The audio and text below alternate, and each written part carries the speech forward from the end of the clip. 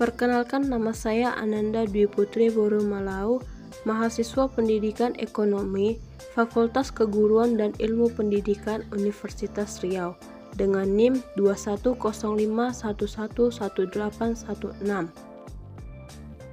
Pada video kali ini saya akan memaparkan tentang materi Undang-Undang Nomor 7 Tahun 2021 tentang harmonisasi peraturan perpajakan. Adapun Undang-Undang Nomor 7 Tahun 2021 memiliki sistematika. Yang pertama, bab 1 terdiri dari asas, tujuan, dan ruang lingkup. Bab 2, ketentuan umum dan tata cara perpajakan.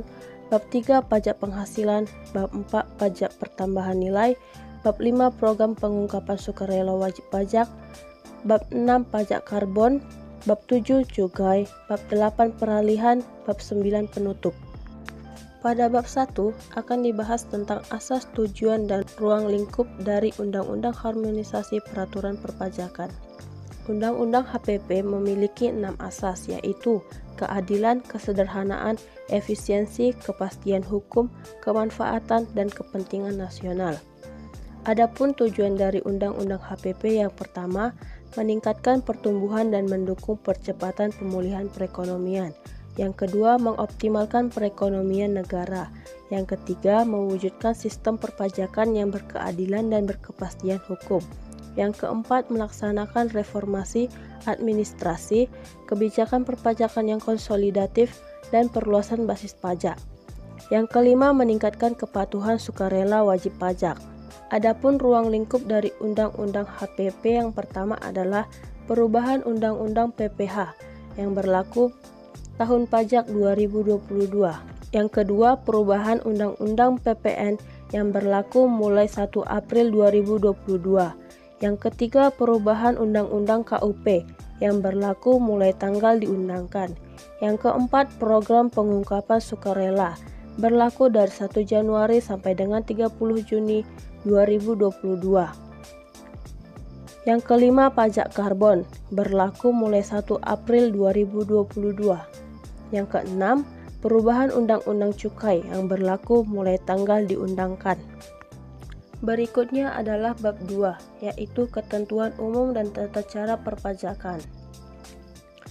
Untuk mengintegrasikan basis data kependudukan, orang pribadi hanya perlu menggunakan NIK sebagai NPWP-nya. Yang berikutnya adalah besaran sanksi. Besaran sanksi terdiri atas 2, yaitu sanksi pemeriksaan dan sanksi setelah upaya hukum. Yang berikutnya adalah pajak internasional. Pajak internasional terbagi atas 3. Yang pertama, asistensi penagihan pajak global. Yang kedua, mutual agreement procedure. Yang ketiga, konsensus pemajakan global. Adapun asistensi penagihan pajak global terdiri atas 2. Yang pertama, pemberian bantuan penagihan pajak kepada negara atau yurisdiksi mitra. Yang kedua, permintaan bantuan penagihan pajak kepada negara. Pada bagian mutual agreement procedure, jika pelaksanaan prosedur persetujuan bersama belum menghasilkan persetujuan bersama sampai dengan putusan banding atau putusan peninjauan kembali diucapkan, Direktur Jenderal Pajak tetap melanjutkan perundingan dalam hal materi sengketa yang diputuskan dalam putusan banding atau putusan peninjauan kembali, bukan merupakan materi yang diajukan prosedur persetujuan bersama. Pada bagian konsensus pemajakan global, pemerintah berwenang untuk membentuk dan melaksanakan perjanjian dan kesepakatan di bidang perpajakan dengan pemerintah negara mitra atau yurisdiksi mitra secara bilateral maupun. Yang berikutnya adalah kuasa wajib pajak. Kuasa wajib pajak dapat dilakukan oleh siapapun sepanjang memenuhi persyaratan kompetensi menguasai bidang perpajakan. Pengecualian syarat diberikan jika kuasa yang ditunjukkan merupakan suami, istri, atau keluarga saudara. Berikutnya adalah penegakan hukum pidana pajak. Penegakan hukum pidana pajak terdiri atas 2. Yang pertama, menambah wewenang penyidik pajak untuk melakukan pemblokiran atau penyitaan aset sebagai jaminan pemulihan kerugian pada pendapatan negara. Yang kedua, hingga tahap persidangan, Wajib pajak diberikan kesempatan untuk mengembalikan kerugian pada pendapatan negara dengan membayar pokok pajak dan sanksi sebagai pertimbangan untuk dituntut tanpa penjatuhan pidana penjara atau ultimatum remedium. Berikutnya bab 3, pajak penghasilan. Yang pertama, pajak atas natura atau kenikmatan. Pemberian natura atau kenikmatan kepada pegawai dapat dibiayakan oleh pemberi kerja dan merupakan penghasilan bagi pegawai. Yang kedua, tarif PPh orang pribadi. Pada tarif PPh orang pribadi ada 5 lapisan tarif dan ada perbedaan antara Undang-Undang PPh dan Undang-Undang HPP. Pada Undang-Undang PPh, rentang penghasilan dari 0 sampai dengan 50 juta memiliki 5% tarif. Untuk penghasilan 50 juta sampai dengan 250 juta memiliki tarif sebesar 15%. Untuk penghasilan 250 juta sampai dengan 500 juta memiliki tarif 25%. Untuk penghasilan di atas 500 juta memiliki tarif 30%. Adapun tarif PPh orang pribadi pada Undang-Undang HPP yaitu dari rentang penghasilan 0 sampai dengan 60 juta memiliki tarif 5%. Untuk penghasilan 60 juta sampai dengan 250 juta memiliki tarif 15%. Untuk penghasilan 250 juta sampai dengan 500 juta memiliki tarif 25%. Untuk penghasilan 500 juta sampai dengan 5 miliar memiliki tarif 30%. Untuk penghasilan 5 miliar ke atas memiliki tarif 35%. Yang berikutnya adalah tarif PPh badan. Tarif PPh badan diputuskan tetap menjadi 22% yang berlaku untuk tahun pajak 2022 dan seterusnya. Pada Undang-Undang PPh, tarif PPh badan untuk tahun pajak 2020 dan 2021 memiliki tarif 22%. Untuk tahun 2022 memiliki tarif 20%. Pada Undang-Undang HPP, tarif PPh badan pada tahun pajak 2022 dan seterusnya memiliki tarif 22%. Yang berikutnya adalah batas peredaran bruto tidak kena pajak.